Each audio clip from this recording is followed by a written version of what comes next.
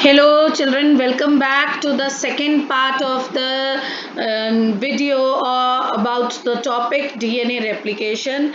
In the first part of it video, I have explained you about the replication, about the semi-conservative model. Why do we call it as semi-conservative model? This was also discussed, and also the discovery about the semi-conservative model which was done by Meslin and Stahl. Then we also started with the experiment done by Meslin and Stahl on E. coli. They were using ammonium chloride and they were using two isotopes of nitrogen. One was heavy isotope N15 and the other was N14. So we also have seen that when bacteria or E. coli bacteria were grown in the two culture mediums, their DNA were marked with those N15 and N14 nitrogens, and the DNA became either heavier or lighter. The ones which had N15 nitrogen, they were heavier, and the ones which had N14 were lighter. Now when these DNAs were centrifuged, when they were centrifuged in presence of cesium chloride, they sorted out, or they were separated out according to the densities. The heavier ones were at the base and the lighter ones were at the top.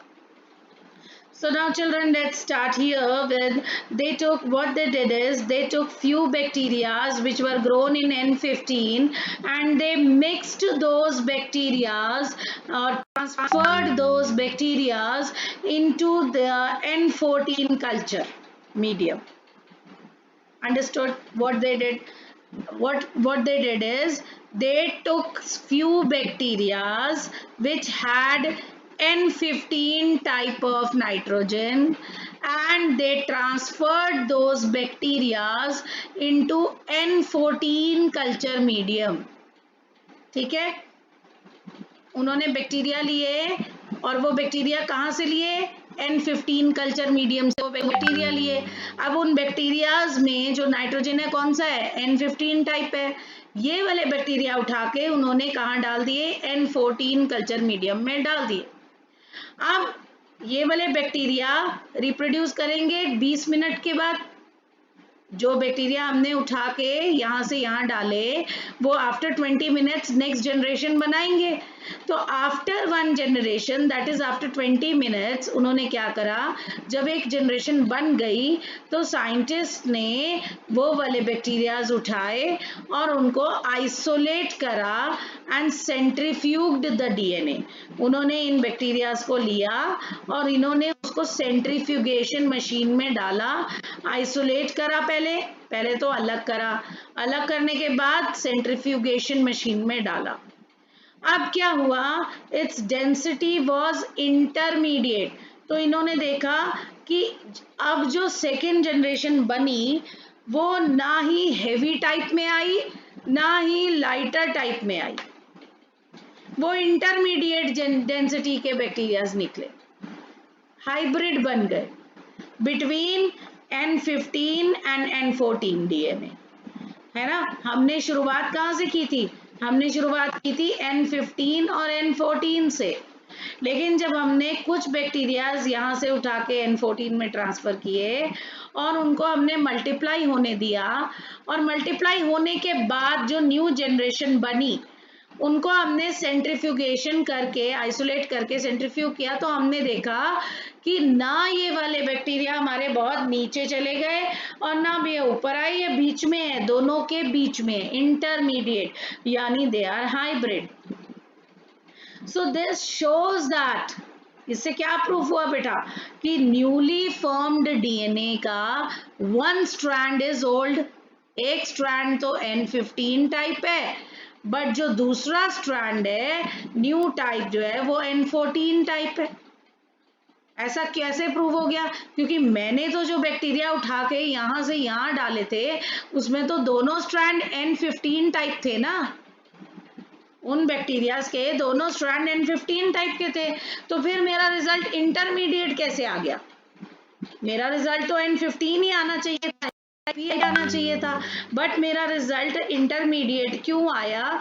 क्योंकि जब मैंने इनको उठा के N14 में डाला और जब वो मल्टीप्लाई हुए, जब उन्होंने नेक्स्ट प्रोजनी बनाई तो वो इंटरमीडिएट निकले। तो इससे ये प्रूव हुआ कि इन बैक्टीरिया का एक स्ट्रैंड N15 टाइप है और दूसरा स्ट्रैंड N14 टाइप है, तभी वो इंटरमीडिएट है। तो ये प्रूव हुआ, इससे कंफर्म हुआ कि डीएनए जो है या रेप्लिकेशन जो है वो सेमी कंजर्वेटिव होती है। यानी रेप्लिकेशन जो है उसमें एक जो डीएनए है वो पेरेंटल टाइप होता है और दूसरा जो है वो न्यू कॉम्बिनेशन होता है, इसीलिए इट इज सेमी कंजर्वेटिव। तो ये तो 20 मिनट्स के बाद ये रिजल्ट था। अब मैं आपको इसको यहाँ दिखाती हूँ बेटा। मैंने क्या करा था, मैंने N15 का डीएनए लिया और मैंने उनको कहाँ ट्रांसफर किया था, N14 कल्चर मीडियम में डाल दिया। जब मैंने इस डीएनए को N14 में डाला तो 20 मिनट बाद मुझे ये रिजल्ट मिलता है। ये क्या रिजल्ट है? एक डीएनए तो N15 टाइप है बट दूसरा डीएनए N14 टाइप है। ये मेरी फर्स्ट जनरेशन है जो मुझे 20 मिनट बाद मिली। अब अगर मैं इनको आगे और मल्टीप्लाई होने देती हूँ तो मेरी नेक्स्ट जनरेशन कब आएगी? अगले 20 मिनट बाद, यानी 40 मिनट के बाद मुझे नेक्स्ट जनरेशन मिल जाएगी, सेकेंड जनरेशन। तो मेरी सेकेंड जनरेशन कैसे आई बेटा? देखो मुझे सेकेंड जनरेशन कैसे मिली। एक तो मुझे पेरेंटल टाइप मिला, ये N14 पेरेंटल टाइप। दूसरा मुझे ये भी N14 टाइप मिला, लेकिन ये दो मुझे क्या मिले? इंटरमीडिएट मिले। देखो मिले ना, इंटरमीडिएट टाइप। तो आफ्टर सेकेंड जनरेशन, यानी that is after 40 minutes, there was equal amount of hybrid and lighter DNA. Hybrid कितने मिले? 2। लाइटर डीएनए कितने मिले? वो भी 2। तो दोनों का अमाउंट इक्वल हो गया, 50-50%। अगर मैं आपसे पूछूं कितने लाइटर डीएनए और कितने हाइब्रिड है, तो आप कहोगे 50% लाइटर है और 50% हाइब्रिड है, right? Okay, so this is what I got. So this proves that semi-conservative replication or semi-conservative nature of DNA. Now children, Taylor and his colleagues in 1958 performed another experiment which was very similar on Vicia faba, that is faba beans, using radioactive thymidine. हमने यहाँ पर क्या use किया था? Isotope of nitrogen, heavy isotope of nitrogen. But here now what are we using? Radio active thymidine to detect the distribution of newly synthesized DNA in the chromosomes, right? So it proved that DNA in chromosomes also replicate semi-conservatively. Now यहाँ पर again prove हुआ कि semi conservatively ही DNA replicate करता है।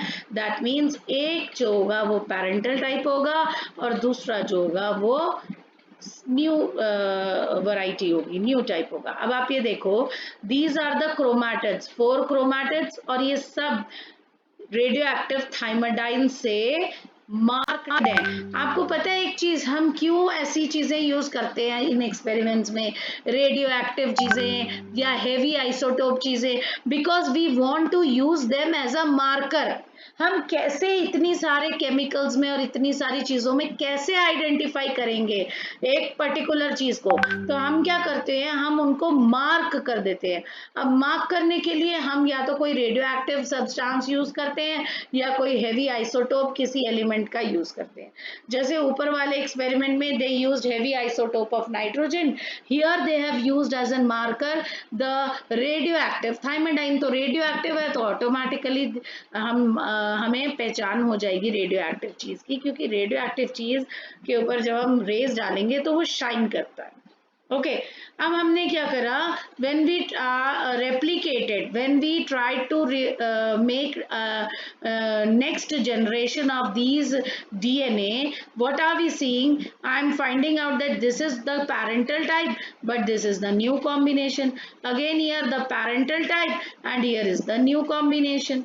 फिर इनको मैंने अब आगे रिप्रोड्यूस करने दिया, आगे इनकी रेप्लिकेशन हुई जब, तो अगेन मुझे क्या मिल रहा है, एक हाइब्रिड, दो पैरेंटल, अगेन हाइब्रिड, यानी two parental and two hybrid.